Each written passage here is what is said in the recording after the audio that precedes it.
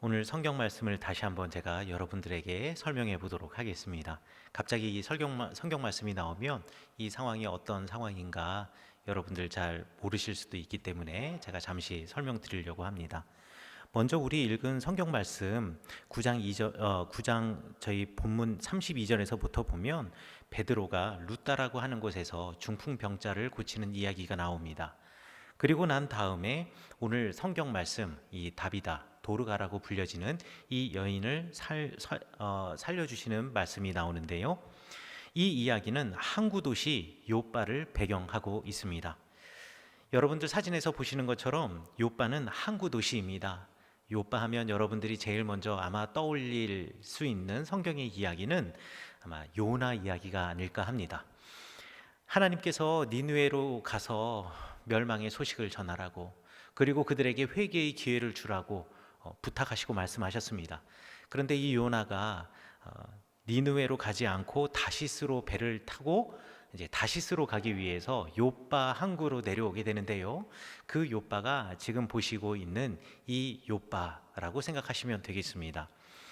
그런데 이거보다도 훨씬 전에, 그러니까 이 사건보다도 대략 250년에서 250년 정도 되겠네요. 250년 전에 이 요빠가 성경에서 중요한 소재 또 장소로 사용되었습니다. 여러분, 솔로몬이 성전 건축한 이야기 아시죠? 솔로몬이 성전을 건축할 때 백향목이 필요했습니다.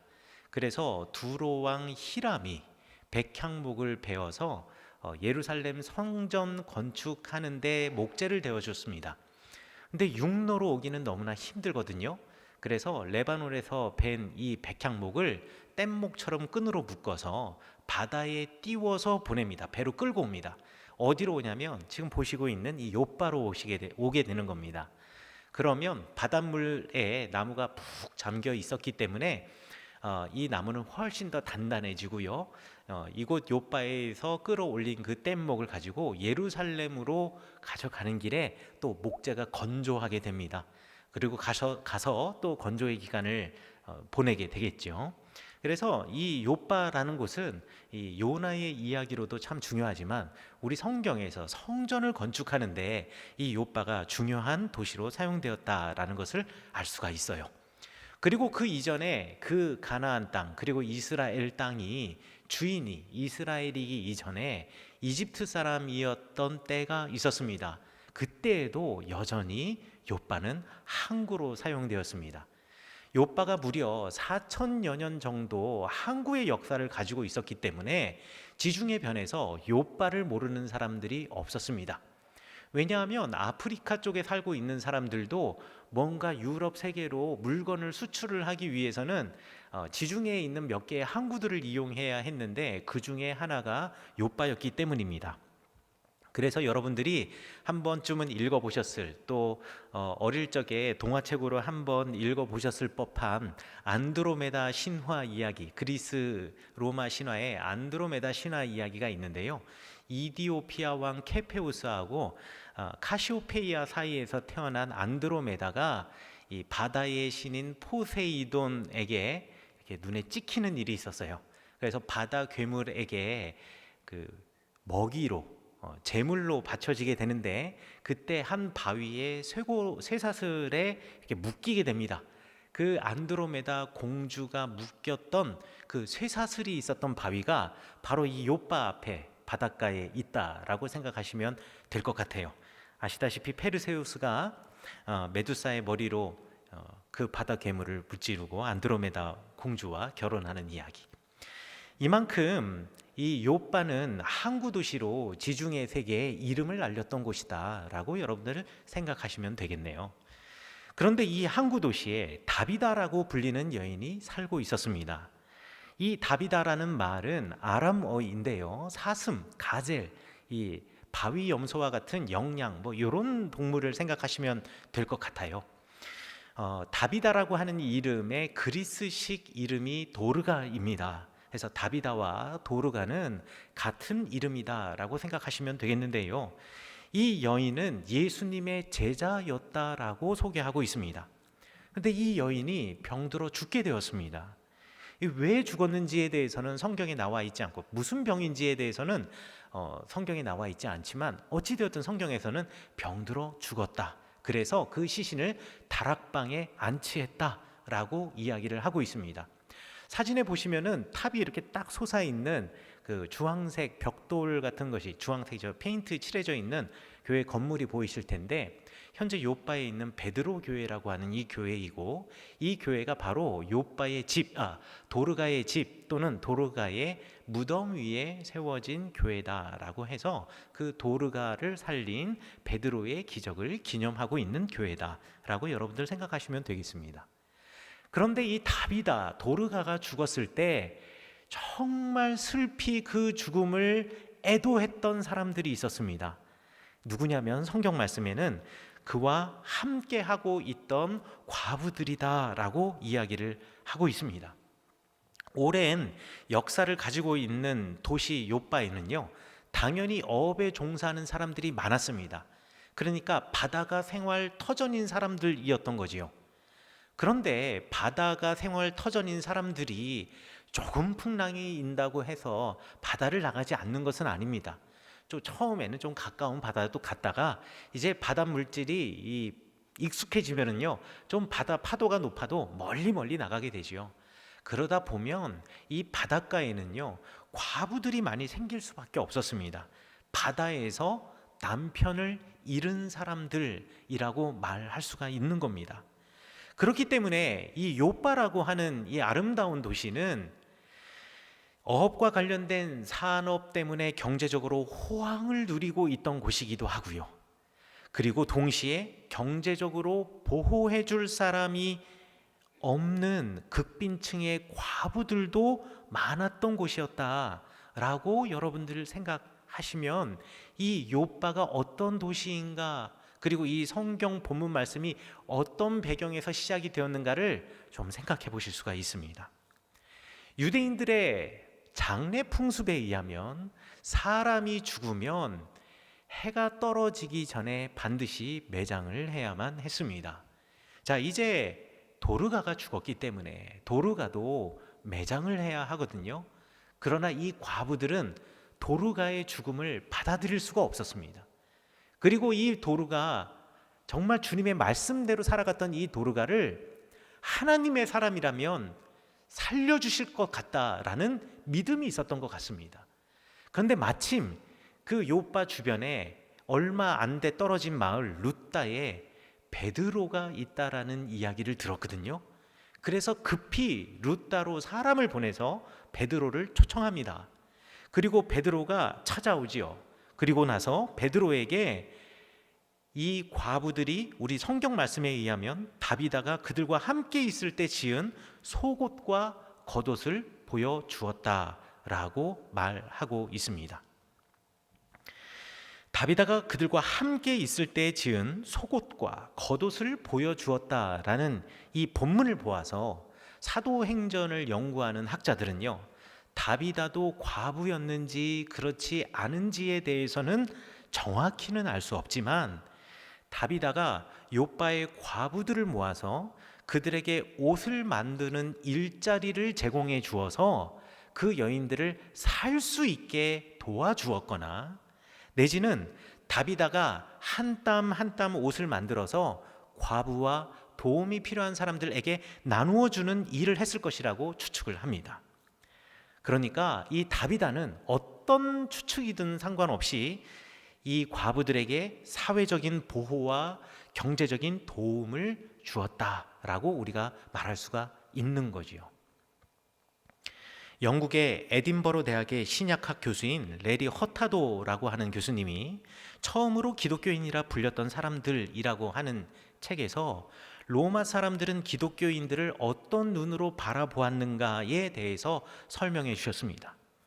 물론 기독교인들은 로마의 신들을 거부하였던 것은 물론이려니와 로마 사람들의 눈에 기독교인들이, 그리고 예수님을 따른다라고 하는 사람들이, 복음을 안다라고 하는 사람들이 뭔가 로마 사람들과는 다른 게 있었어요.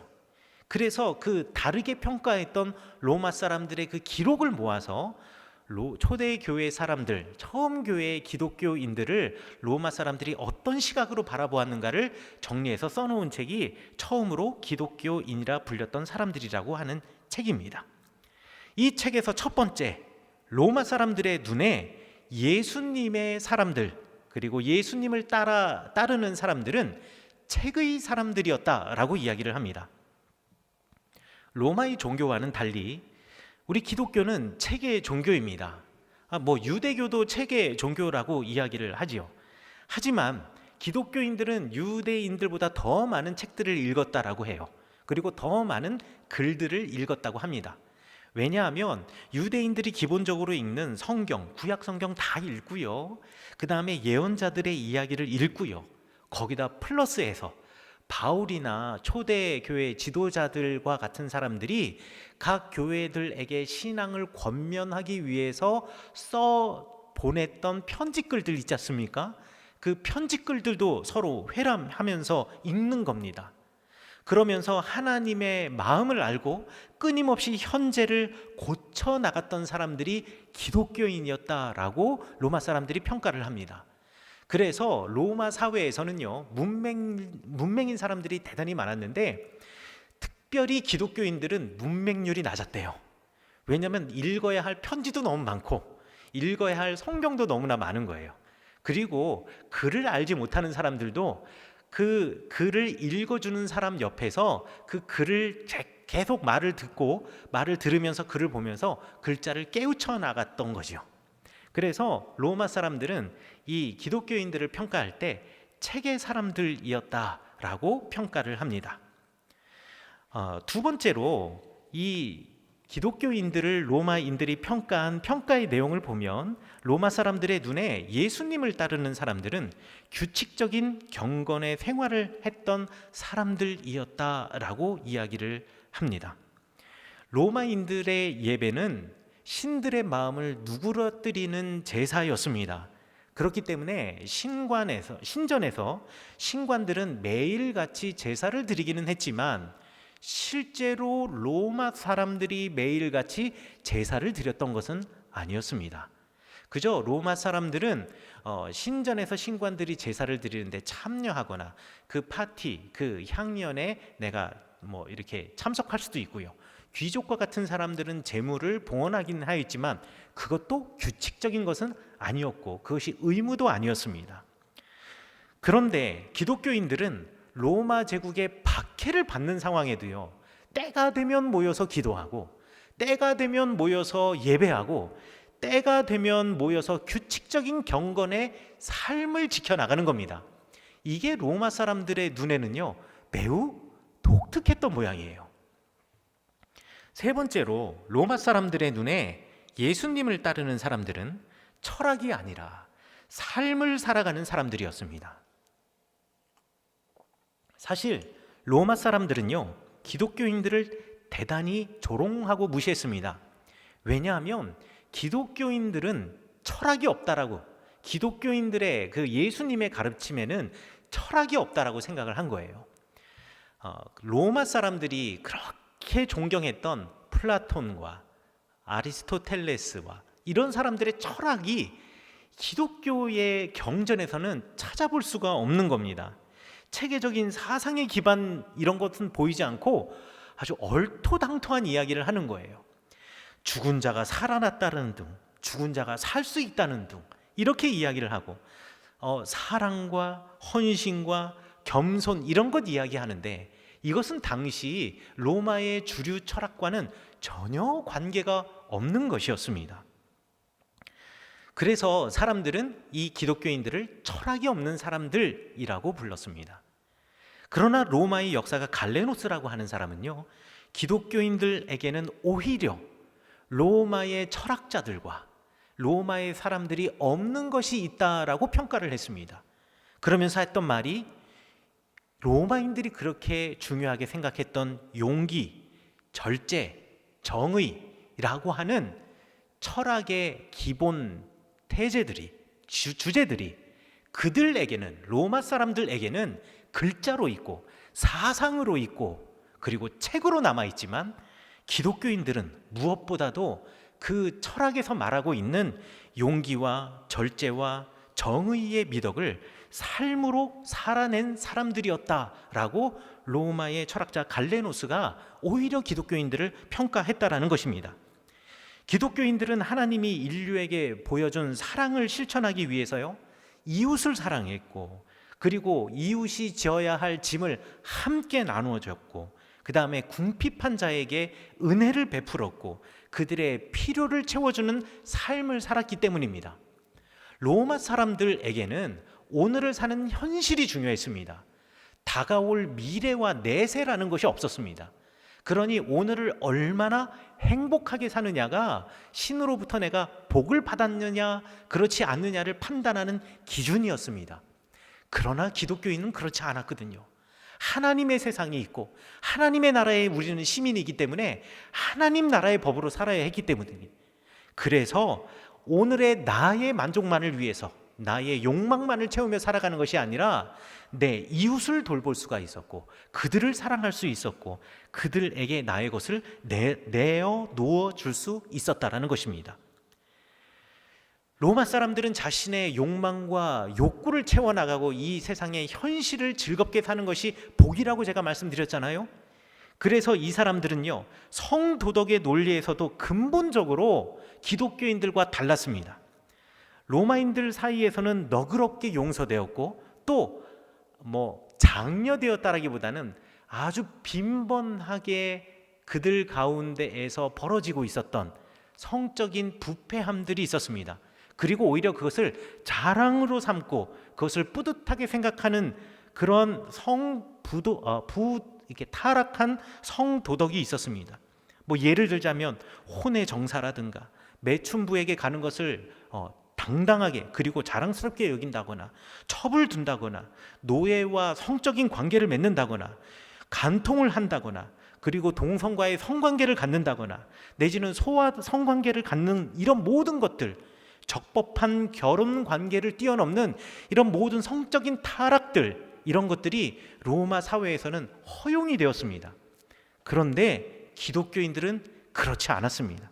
철저하게 자기를 절제하고 오히려 대인 관계에 있어서 그러한 사람들, 미워하는 사람까지도 사랑해야 한다라고 하고, 남의 소유를 탐하지 말아야 된다라고 하고, 위증하면 안 된다 하고, 나의 욕구를 채우기 위해서 수단과 방법을 가리지 않았던 로마 사람들과는 달리 내 욕구를 잠시 내려놓고 하나님의 눈으로 세상을 바라보며 그들과 더불어 살아야 한다라는 것을 가리켰던, 그래서 심지어는 부요한 기독교인들 가운데 노예를 갖고 있는 사람에게들조차 그 노예를 어떻게 다루어야 하는지, 가혹하게 다스리지 않고 그 노예를 어떻게 존중해야 하는지를 가리켰던 공동체가 기독교 공동체였으니, 로마 사람들이 기독교 공동체를 이해할 수도 없을 뿐더러 로마의 철학자들은 한결같이 기독교인들의 삶을 이해하지 못할 수밖에 없었다라는 것입니다. 네 번째로, 로마 사람들은 기독교인들을 이렇게 평가했습니다. 세상과 어울리며 살아가지만 세상과는 다르게 사는 사람들. 저는 개인적으로 이 책을 읽으면서 이 표현이 너무나 마음에 들었습니다. 세상과 어울리며 살아가지만 세상과 다르게 살아가는 사람들. 로마 사람들의 문화 가운데에서 오늘날의 사람들이라면 전혀 이해할 수 없었던, 로마에서는 너무나 보편적이고 자연적이고 합법적인 이해할 수 없는 관습이 있었습니다. 그게 뭐냐면 영아육이었습니다. 영아육이라는 게 뭐냐면 갓난 아기가 태어나면 언제라도 버릴 수 있다라는 거예요. 이 버리는 것이 죄도 아니고요, 법에 저촉되는 것도 아니고요. 그 사람들은 문화가 그냥 아이들을 버리는 것이었습니다. 그러니까 아이가 태어나게 되면은요, 이 아이를 갖다가 내가 기를 수 있는 능력이 안 되고 기를 마음이 없으면 언제라도 버릴 수 있다라는 거예요. 왜냐하면 바로 전에 말씀드린 것처럼 부적절한 성관계가 너무나 일반적이고 이런 것들이 죄가 되지 않았기 때문에 이런 일들이 너무나 다반사로 일어나서 사생아들이 많이 태어나게 된 거예요. 그러니 이 아이들을 아버지를 누군지 찾아가가지고 다 찾아줄 수가 없잖아요. 그러니까 그냥 버리는 겁니다. 그래서 많은 갓난 아기들이 거리에서 죽었고요. 또 갓난 아기를 거두어 들여서 이 아이들을 자신들의 노예 삼는 사람들도 많았습니다. 로마의 기록에 따르면 매년마다 새롭게 50만 명의 노예들이 항상 필요했대요.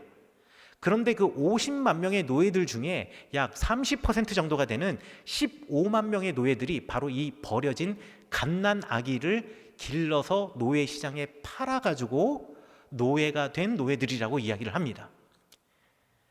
그런데 기독교인들은 이 영아 유기는 범죄라고, 죄라고, 하지 말아야 할 범죄 행위라고 규정하면서 그들의 공동체에는 이러한 갓난아기를 버리는 일들이 전혀 벌어지지 않는 거예요. 또 그 당시에 스포츠처럼 즐기던 검투사 경기가 있었는데 그 검투사 경기도 하나님의 귀한 생명을 앗아가는 검투사 경기였기 때문에 이것을 공개적으로 거부하고 반대했습니다. 그래서 로마의 철학자들은 이 기독교인들을 평가하면서 나라, 언어, 의복과 음식을 비롯해서 여러 생활 양식에서 해당 지역의 관습 따르면서도 그들의 독특한 가치관을 버리지 않았던 사람들이라고 평가했습니다. 그리고 이 책을 기록한 레리 허타도는 그렇게 살아갔던 사람들은 자신들의 마음속에 하나님 나라의 시민권을 지녔다라는 자부심 때문에 그들이 세상과 어울리고 살았지만 다르게 살았노라고 평가했습니다. 오늘 성경 말씀의 다비다 역시 이런 처음 교회 교인들의 전통을 그대로 보여주고 있습니다. 다비다가 어떤 처지의 여인이었는지는 모르겠지만 다비다는 과부들의 아픔에 공감했던 여인인 것이 분명합니다. 정신과 의사이자 상담가인 정혜신 박사가 당신이 옳다라고 하는 책에서 고통, 아픔, 그리고 외로움의 감정 함께 나누는 사람이 가져야 할 공감이라는 것에 대해서 이렇게 말했습니다. 여기 제 따옴표에 쳐놓은 것은 제가 책을 읽고 제가 제 말로 적어놓은 정리해 놓은 것인데요. 그 안에서 나를 찾아내는 것. 여기서 말하는 그는 아파하는 그 사람, 아파하는 그 사람 안에서 나를 찾아내는 것. 수많은 상담가들이 정신적으로 고통당하고 외롭고 아픈 사람들을 만나서 상담하는 동안에 스스로 자신의 마음이 피폐해진다고 합니다. 그래서 많은 상담가들이요, 그 상담가의 일을 하다가 떠나가는 사람들이 많은데 그 이유는 내가 그 사람에게 공감하지 못하고 그 사람에게 감정이입을 해서 함께 슬픈 거예요. 그래서 감정 노동을 하느라고 이 상담가들이 상담가의 길을 끝까지 가지 못하고 중간에 포기하는 경우가 많다고 합니다.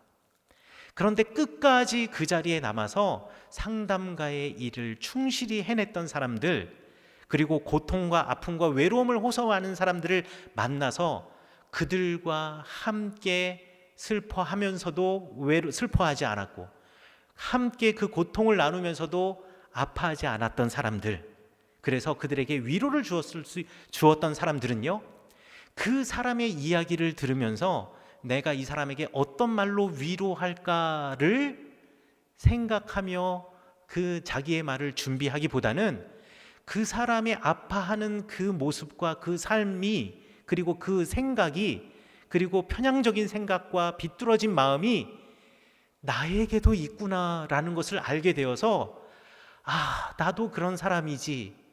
그러면 나는 어떻게 해야 할까? 나는 도대체 어떻게 살아야 할까? 라는 것을 함께 아파하고 고민했던 사람들. 그래서 내 안에서 우리 기독교식으로 말하면 내가 주님 앞에서 이렇게 살아야 하니 내가 이런 삶을 그들에게 말해 주었던 사람들, 이런 사람들이 끝까지 상담가의 자리를 지키고 앉게 되었다라는 것이 이 정혜신 박사의 말입니다. 다비다가 그런 여인이었습니다.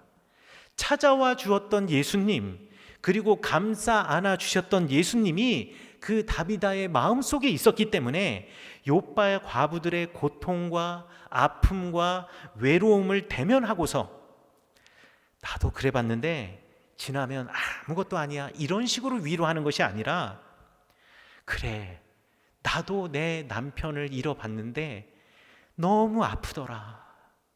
내가 그 마음 충분히 이해할 수 있더라. 지금 내 모습도 다름이 없네. 경제적으로 어려워하는 그들을 보면서 그래 나도 어려웠던, 경제적으로 힘든 그때 나도 너무 힘들더라. 그래서 극단적인 생각도 나도 들더라. 지금도 사실 그런 마음이 없지 않네. 그러나 내 안에 주님이 나를 이렇게 붙잡고 계시기 때문에 우리 이 길 함께 가보지 않겠습니까? 라고 말씀할 수 있었던 다비다. 이렇게 나에게 찾아오신 주님, 그리고 찾아오실 주님을 기대하는 마음을 그들과 함께 나누려고 했던 사람이 바로 다비다였기 때문에 그 욥바의 과부들의 필요를 채워줄 수 있었고, 사실 그들의 필요를 채워준 것이 아니라 그들의 필요를 채우면서 함께 자기를 만들어 나갈 수 있었습니다. 그런 다비다를 보면서, 그런 도르가를 보면서 지금 과부들은 예수님을 바라보았던 것이요. 그 예수님 같은 사람, 그 사람, 처음 기독교 공동체의 삶이 바로 이랬습니다. 공동체의 지도자들과 공동체의 주님 아는 사람들이 전부 다 이랬습니다. 내가 많이 가지고 있어서 나눠주는 것도 아니고, 내가 신앙의 도를 깨달아서 다 알고 있어서 그들을 가르친 것도 아니고, 이 상황 내가 이미 다 극복했기 때문에 내가 훈계하듯이 말하는 것도 아니고요. 나도 없지만, 그리고 나도 주님의 마음 잘 모르지만, 나도 감당할 수 없는 이 상황이지만, 그래서 내가 겪고 있는 이 혼란을 겪고 있는 그들의 마음을 이해하기 때문에 나누고 돌보는 삶, 그 삶을 살 수 있었고, 이런 삶을 사는 사람들이 모여있던 교회가 처음 교회였고, 그 교회의 교인들을 예수님의 제자라고 성경에서 부르고 있는 것입니다. 그럼 우리도 이러한 삶을 살아야 하겠습니다. 부탁드리기는 우리 춘천중앙교회 성도님들, 그리고 이 예배를 지금 온라인으로 보고 계시는 모든 분들을 포함하여서 딱 한 개 부탁드리기는, 이거 한번 해봤으면 좋겠습니다. 우리 교회 공동체 교인들 가운데 또 내가 아는 사람들 중에 다음과 같은 이유 때문에 함께 예배하는 자리에 모이지 못해서 아파하고 안타까워하는 사람들이 있습니다. 영유아를 두고 있는 부모님들은요, 예배에 나와서 함께 예배드리기가 너무나 어렵습니다. 그래서 온라인으로 예배드리고 있습니다. 지병이 있으신 연세 많으신 교인들도요, 이 상황 속에서 함께 이곳에서 예배드리기 힘드십니다. 다중의 민원인들을 만나야 하기 때문에 직장의 지침 때문에 오고 싶어도 못 오는 사람들도 있습니다.